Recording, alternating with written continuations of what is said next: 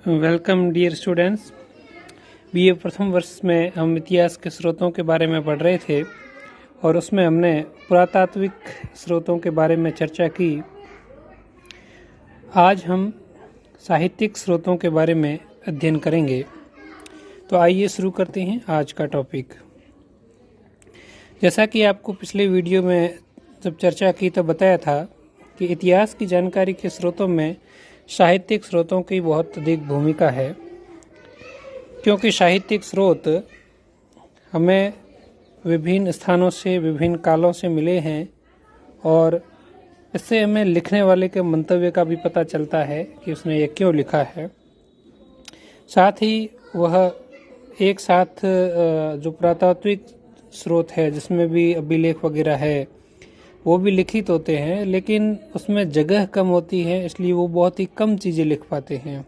लेकिन साहित्यिक स्रोतों में एक व्यक्ति बहुत अधिक चीज़ें लिख सकता है, इसलिए वो ज़्यादा विस्तृत ब्यौरे देता है। इसलिए छोटी छोटी घटनाओं या विभिन्न घटनाओं के विभिन्न पहलुओं के बारे में हमें जानकारी इन साहित्यिक स्रोतों के माध्यम से चलती है। तो साहित्यिक स्रोतों को अध्ययन की दृष्टि से 3 भागों में बांटा जाता है: धार्मिक साहित्य, विदेशी वृत्तांत और धर्मेतर साहित्य। यहाँ मुख्यतः जो प्राचीन भारत का इतिहास है, इसका जो प्रधान साहित्य है वो धर्म प्रधान साहित्य है। इसलिए इसका वर्गीकरण धर्म के आधार पर किया गया है कि ऐसा साहित्य जो धार्मिक साहित्य है लेकिन प्रसंगवश उसमें भी ऐसी ऐतिहासिक चीज़ें आई है। दूसरा धर्मेतर, यानी जिसका संबंध धर्म से नहीं है, वो सभी धर्मेतर साहित्य में आएगा।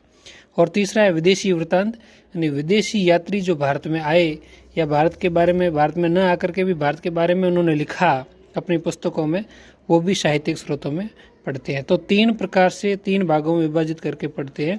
सबसे पहले हम धार्मिक स्रोतों के बारे में चर्चा करेंगे। धार्मिक स्रोतों को पुनः भारत में जिस प्रकार से प्राचीन धर्म है 3 भागों में विभाजित करके पढ़ा जाता है: वैदिक, जैन और बौद्ध धर्म। वैदिक धर्म या इसको ब्राह्मण साहित्य भी कहा जाता है, क्योंकि अधिकतर ब्राह्मणों ने लिखा है इसको वैदिक साहित्य या ब्राह्मण साहित्य भी कहा जाता है। ब्राह्मण साहित्य में जो सबसे महत्वपूर्ण है या वैदिक साहित्य में जो सबसे महत्वपूर्ण है वो वेद है। वेद कुल 4 है: ऋग्वेद, यजुर्वेद, सामवेद और अथर्ववेद। इन वेदों का जो संकलन है, इनको जो संकलन किया है उसका नाम है कृष्ण द्वैपायन वेद व्यास। इनको वेद व्यास इसीलिए कहा जाता है क्योंकि इन्होंने वेदों का संकलन किया। कृष्ण द्वैपायन वेद व्यास इनका पूरा नाम है। वैसे वेदों को श्रुति परंपरा से लिया जाता है। श्रुति का मतलब होता है सुन कर के सीखा जाने वाला।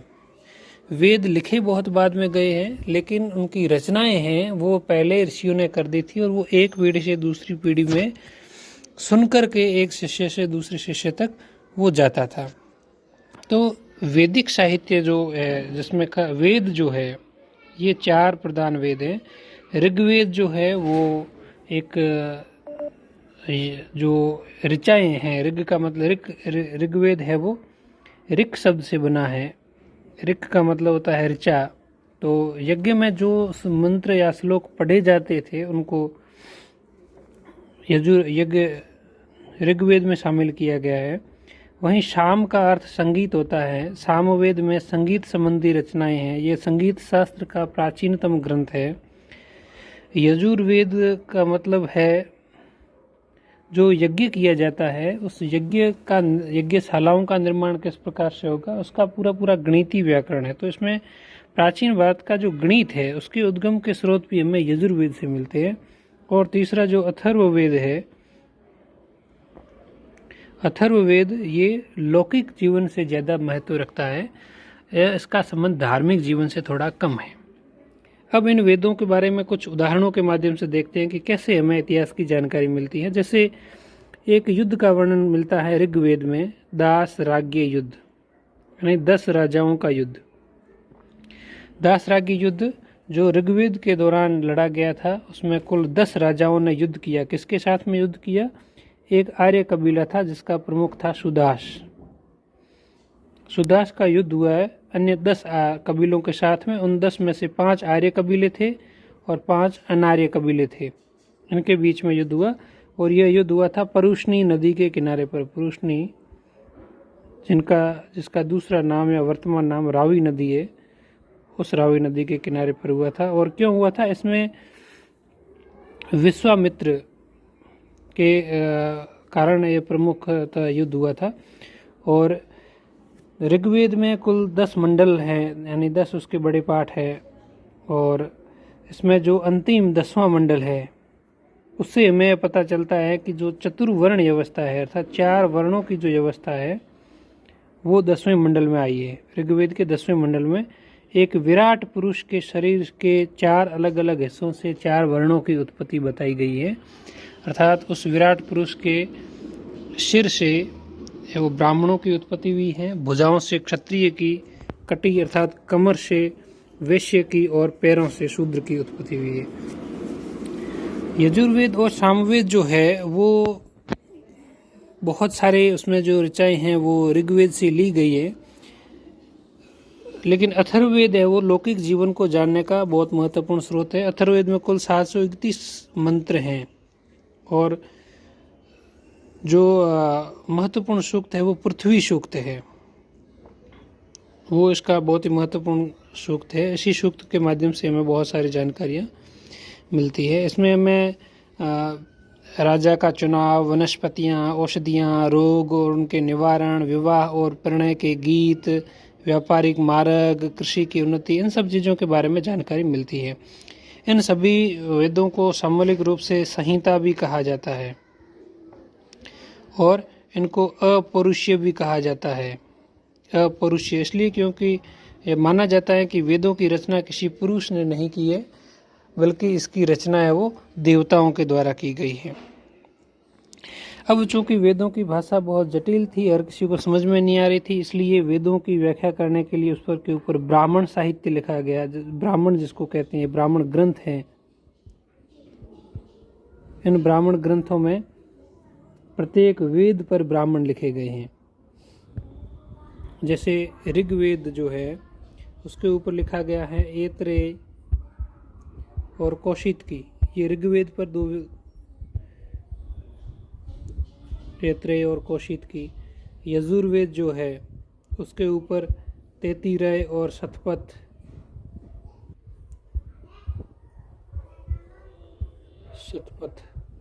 ये यजुर्वेद पर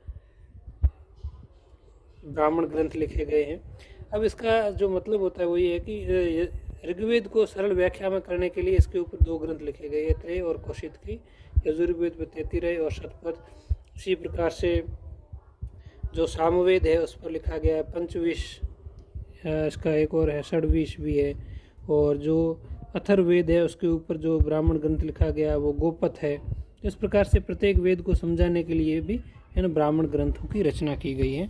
यह जो ब्राह्मण ग्रंथ है इसका जो काल है वो लगभग 6ठी शताब्दी ईसा पूर्व से पहले का है।